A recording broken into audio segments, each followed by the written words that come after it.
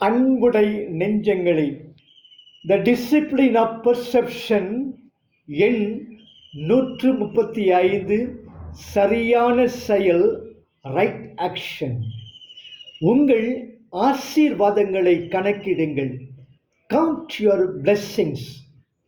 உங்களிடம் இல்லாத விஷயங்கள் மீது உங்கள் மனத்தை நிலைப்படுத்தி அவை உங்களிடம் இருந்தால் எவ்வளவு நன்றாக இருக்கும் என்று நினைக்காதீர்கள்.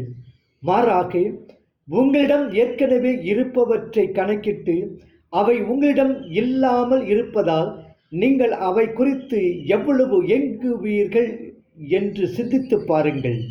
அதே நேரத்தில் உங்களிடம் உள்ள பொருட்களை ஏதோ ஒரு காரணத்தால் நீங்கள் இழக்க வேண்டிய நிலை உருவானால் அது உங்களை நிலைகுலைய செய்யக்கூடிய அளவுக்கு நீங்கள் அவற்றை பெரிதும் மதிக்காதபடி பார்த்து கொள்ளுங்கள் என்கிறார் மார்க்கஸ் அரேலியஸ் மெடிடேஷன் என்ற நூலில். நாம் எப்போதும் மற்றவர்கள் வசமுள்ள பொருட்களுக்கு ஆசைப்படுகிறோம். அவர்களுக்கு சமமானவர்களாக நம்மை ஆக்கிக்கொள்ள நாம் தொடர்ந்து மெனக்கெடுக்கிறோம்.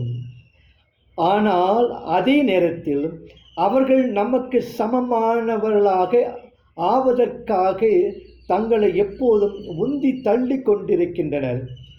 இந்த வருத்தத்திற்குரியதாக இருக்கின்ற அதே நேரத்தில் நகைப்புக்குரியதாகவும் இருக்கிறது. எனவே மற்றவரிடம் உள்ளவற்றை பெற முயற்சிப்பதை நிறுத்துங்கள்.